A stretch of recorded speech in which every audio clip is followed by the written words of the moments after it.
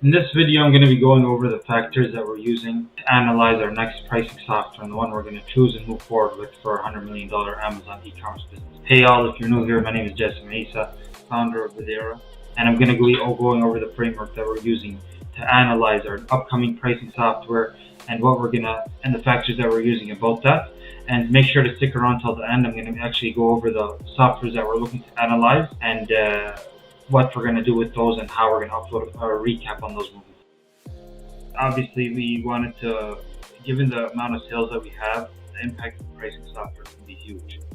We have a variety of factors. I'm going to be jumping into them today. The more crucial ones at the end, but the more functional ones at the beginning. We have around 6 primary groups, 18 subgroups, so you can see the group, the subgroup, and then each subgroup up to 147 factors. So some subgroups, for example, when I say COGS, fees, expense integration, there's also criteria under that. And I'll be walking through that in the page next to it over here, where each one has its own criteria, so multi-channel pricing. So we didn't want to make a subjective decision when choosing our pricing software. Like a lot of softwares are better at marketing, some are better at sales, some have more affiliates. We didn't want to be swayed by that. We wanted something very functional analysis, very objective decision to make sure that we're choosing what's best for our business at our current stage. And that's also a very important thing, is that at different stages of business, there's better softwares or solutions for the stage that you're in. So what I'm going to do here is I'm going to walk into what we are looking at, why we assumed it, and what the main factors are for deciding, and hopefully make this available as well for you to use this framework and alter it based on what's more or less important, based on what you prefer, or also what stage you're in. So just as a brief example, for example, at B3 right here, multi-channel pricing, so that's pricing our different marketplaces. For us, 2 or 3 years ago, that's irrelevant. We only sold on Amazon.com. Right now, it's relevant. So for you, you can delete this whole subgroup if you don't do that, and so on and so forth. So this isn't gospel or anything like that. It's a good framework. We tailored it to us, and you can tailor it to you. But I want to walk through each one and explain why we view it as important to take it from there. So the first main group is we wanted the integration and the compatibility. We wanted a software that integrates with other softwares that we're currently using, and also compatible with other resources that we're using. So the first one is obviously the marketplaces that we sell on. We want it to be integratable with those marketplaces. We also wanted to integrate with third-party programs that we use. So of those third-party programs, you can think of Inventory Lab, Scan Power. That's the ones that we use. We also are looking at other programs like Business Central, or ERP, GCP, or Google Cloud Platform, or Google Cloud Warehouse. So being able to integrate into that. Data accuracy when it's integrated. Does it get bad data wrong? Does it send out the right data? Does it get in the right data? That's very important for us. Speed of pricing and integration. So how long does it take to send this information over? Does it take minutes, hours, seconds? And the faster the speed, obviously, the higher the score it's going to get. So these are all kind of, you give it your own weight over here. I purposely deleted my weight because it's almost irrelevant for people at different stages. So for example, for us, multi-channel pricing could be 20% importance. For someone else, it could be 3% importance. So I took out what our weights are, and you could put in your own weight for each of these factors and judge it accordingly. And then COGS, fees, and expense integration. So I can get as complex as we want to this, but you can think of FIFO, LIFO, average cost. Does it integrate with our costing? Well, does it take in fees, Amazon fees there, the new fees, low inventory level fee, the inventory placement fees? How complex is its fee integration and its expense integration with Amazon, with our costing, accounting, all that kind of stuff? If it's very complex, obviously it gets a higher score. Also, aspects like understanding the fees is the price break. So for example, the $15 price break right now that Amazon made, that if you sell something over $15, it's 18% referral fee. Under $15, I think it's 15% referral fee. How accurate is in the assessment of that? So that's the first criteria, is integration and compatibility, and that's the first main group out of the 6. The second primary group is the pricing rules. So you can see over here, we have the pricing rules, the rules obviously themselves. So this goes into like the pricer itself, the rules that it has. So the automation, scalability, and categorization. Like how big of a scale can we take this up to? How much can we do different groups for different criteria? We sell 30,000 SKUs. So having categorization with those, having scalability, organization within that. Bulk price changes. So this is also having to do with, for example, being able to change prices in bulk. rather than change an ASIN at a time, I can grab like 50 ASINs or a certain group. Like let's say winter, the summer is coming in. I want to change them all, drop them by 10% a week. So being able to do that in bulk is huge for us, rather than grabbing one ASIN at a time. Inventory understanding is a big one. So does it read and understand our inventory? Does it know if we have 10 units left? Does it know other people's? Does it react accordingly? Or is it only very basic and rudimentary where it just prices on the basic stuff? So that's a big factor for us. Reading other sellers.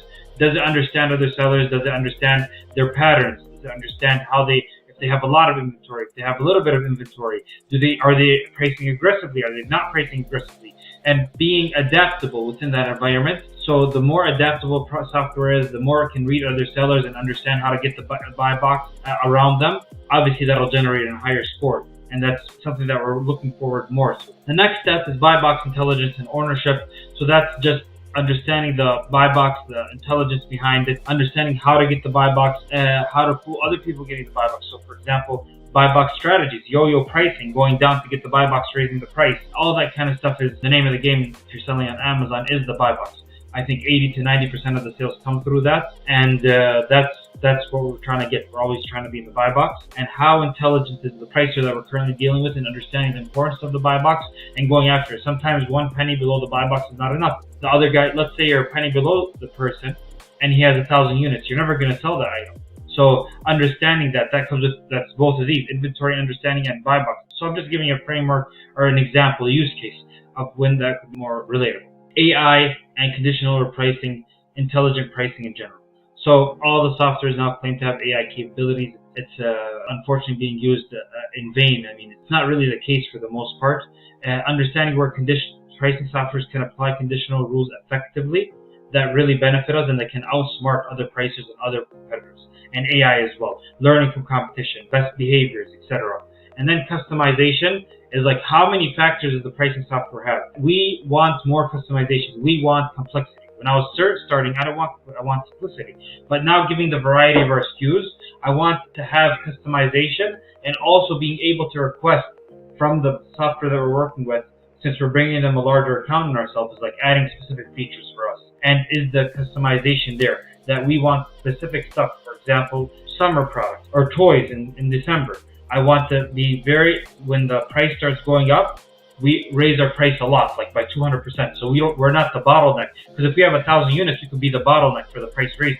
So we raise it a lot, we let the price go up, and then we start competing again. And having that customization within the pricing software could prove to be like huge factor. Next over, we get into the ease of use. So we have 7 or 8 employees within our pricing department, and we obviously bring in new people leave to other departments, people leave our company.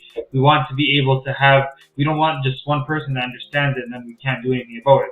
So how is their training programs? How is their learning? How is their customer support? Are they going to give us our own account manager that we can reach out to any time? The UI, UX interface. It's like, is it easier? Is it clunky? Like the easier it is, the better it is, the more we can get around. Are they staying up to date with the latest features on Amazon and also giving us training on how to deal with that? If they download a new feature on their program, do they give us immediate training to deal with that, immediate requirements on how to get around that? So that's a big factor in dealing with that. Next off, we have the analytics and reporting insight factors. So does it give us our buy box percentage? How easy is it to access? We rely on data a lot. So getting that data, having it accessible, looking at what we can do with that data, how we can address it, that's a huge factor in getting around that.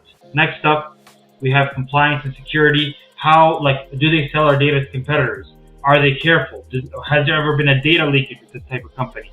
Our minimum and maximum are crucial intelligence for the other competitors can use. So we want to make sure that it's very safe. It's no one, and also on the other hand of it is like the software breaking.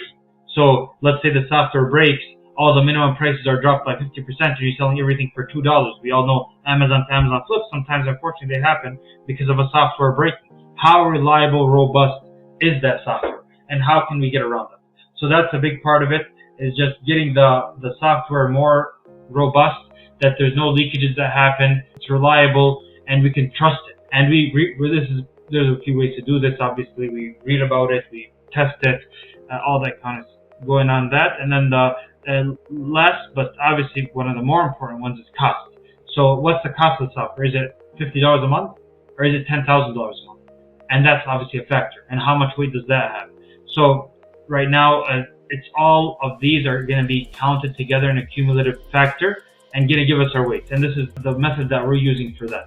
And now I'm also going to jump in and mention the softwares that we are using to test. So the ones we're going to be running these on, and each one is going to get a score as a percentage based on those and based on the weight we give it.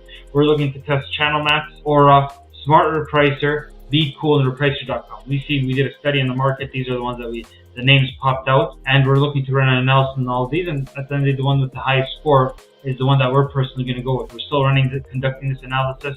I'll keep you guys updated. Subscribe, give a like, and hopefully I'll run on each single one of these softwares and what score it got and why, and how did it rank against others. And this is all unbiased. I'm not making anything from this. I don't have a dog in this fight. I mean, this is all just what worked for us, and hopefully it'll benefit you and save you guys a lot of time as you guys go. So thank you very much. I appreciate your time, and hopefully this was helpful for you.